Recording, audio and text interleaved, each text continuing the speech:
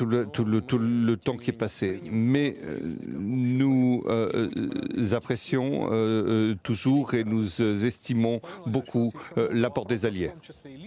Monsieur le Président, nous avons encore beaucoup de questions, y compris Oui, personnelles. oui, allez-y. Sans bruit, s'il vous plaît, d'accord?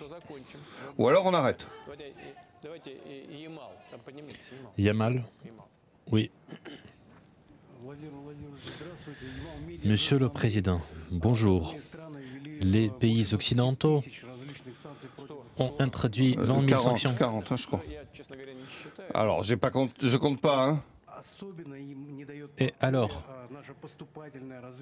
notre développement constant leur irrite, notamment notre développement en Arctique, et ils disent que leur objectif, c'est de éliminer les projets de l'extraction du GNL en Arctique. De quoi ont-ils peur?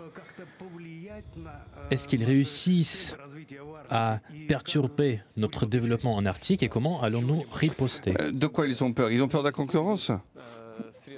Et s'ils utilisent les points de lutte politique, l'entreprise Novotech est un leader, mais nous grandissons et certains essaient de nous empêcher de grandir. Et ils essaient par des moyens anticoncurrentiels. Et c'est mauvais pour eux, puisque ils veulent, s'ils ont besoin de lutter contre la concurrence avec des moyens non économiques, eh bien, finalement, ils ne vont pas y arriver. Et ça prouve leur faiblesse. Donc, ils veulent créer des problèmes qu'ils ont créés. Est-ce qu'ils vont pouvoir nous faire fermer? Eh bien non, ils n'y arriveront pas. Ils vont pouvoir nous porter des préjudices, certainement, mais au bout du compte, il y aura des exigences, et les exigences des vecteurs énergétiques eh bien, n'empêcheront pas l'économie mondiale de se développer. Tout ceci va grandir et nous allons grandir. C'est ce que montrent les instituts d'économie mondiale et ce produit sera demandé sur le marché et nous allons continuer de le faire et nous allons le faire dans le cadre du SPG. Et pour ce qui est des gazoducs, l'Ukraine a décidé de ne pas prolonger le contrat de transit. C'est pas nous qui avons refusé, c'est l'Ukraine qui a refusé. Elle a refusé de prolonger le contrat, bien qu'elle a reçu, je crois, de nous 700 ou 800 millions de dollars pour ce contrat. Mais c'est pas notre problème. C'est l'Ukraine a décidé de fermer les livraisons de gaz à l'Europe. Et grâce à cela, elle aurait pu tout simplement exister. Pas gagner, mais au moins exister. Mais cela prive l'Europe de gaz pas cher. Eh bien, ce contrat n'existe plus. Eh bien, c'est pas grave. Nous survivrons. Nous nous en sortirons. Et Gazprom s'en sortira. Et nos services spéciaux sont en train de discuter, voir par exemple qu'en Slovaquie, ils font venir des terroristes. Mais bien sûr, j'ai eu le rapport hier ou avant-hier par des canaux partenaires et bien j'ai demandé de ce dont il s'agissait. Eh bien,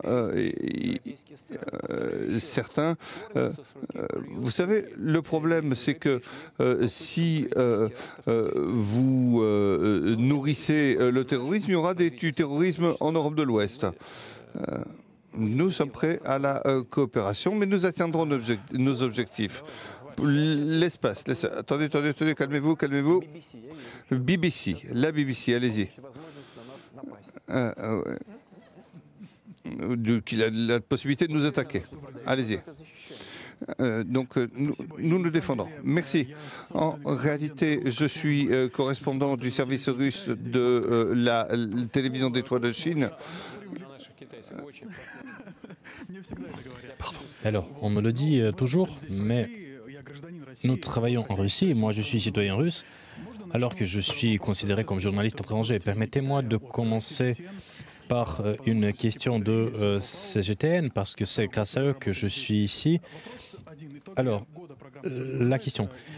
Le bilan de l'année, c'est le titre de l'émission, et vous avez dit pendant cette année que les initiatives de paix chinoises ont été parmi, je ne me souviens pas de la formulation exacte, mais vous avez dit que ces initiatives de paix ont été plus réelles que les initiatives de tous les autres médiateurs. Et nous avons entendu les déclarations que l'Occident n'a pas on ne peut plus faire confiance à l'Occident, que la Russie a été arnaquée. M. Trump dit, et son adjoint, il dit que les États-Unis peuvent terminer la guerre même avant l'investiture du président Trump en janvier 2025. Si nous ne parlons pas de l'adhésion à l'OTAN, justement, un cessez-le-feu est-il possible? Est-ce que la Russie est prête à faire un tel pas simple si les partenaires américains et européens réussissent à convaincre Kiev? Parce que tout le monde est lassé du conflit en Ukraine, tout le monde veut de la paix. C'est très simple. Est-il possible de s'arrêter où nous sommes?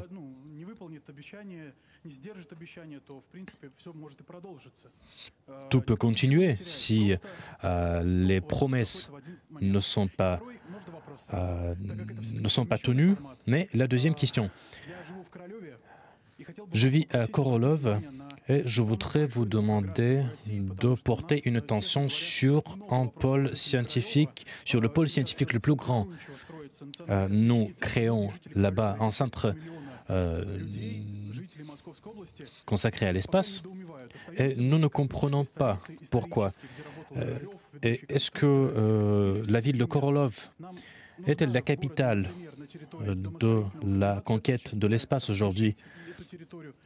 Aujourd'hui, il y a certaines entreprises qui essayent de contester ces territoires où se déroule la construction. Peut-être qu'il faut appeler une fois de plus la ville de Korolov la capitale de la conquête spatiale. Et nous avons besoin de la troisième entrée dans la ville de Korolov parce que les embouteillages sont très importants. Nous allons terminer ici, nous allons être dans un embouteillage après. Donc,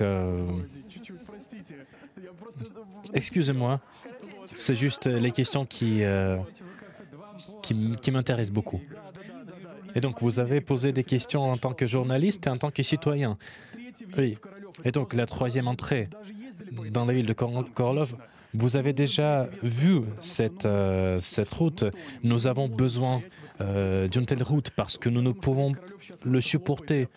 Nous ne pouvons plus le supporter. Et si vous pouvez le faire, la ville de Korolov en sera très reconnaissante. Excusez-moi. Je pense que votre employeur ne va pas vous féliciter pour la deuxième partie de votre question.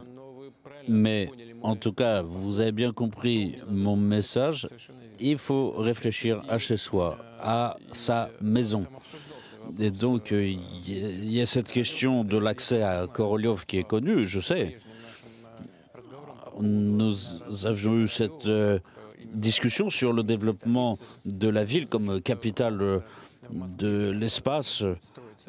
Donc, il y a à Moscou un nouveau centre de recherche spatiale qui est en cours de construction. C'est une étape importante dans le développement des recherches spatiales.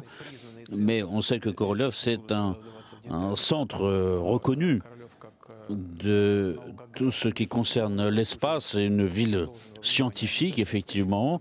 Et j'en parlerai aux responsables locaux, au niveau de la région, au niveau de l'espace, mais il y a différentes idées. Il y a le concept de zone économique spéciale suppose un certain nombre de conditions.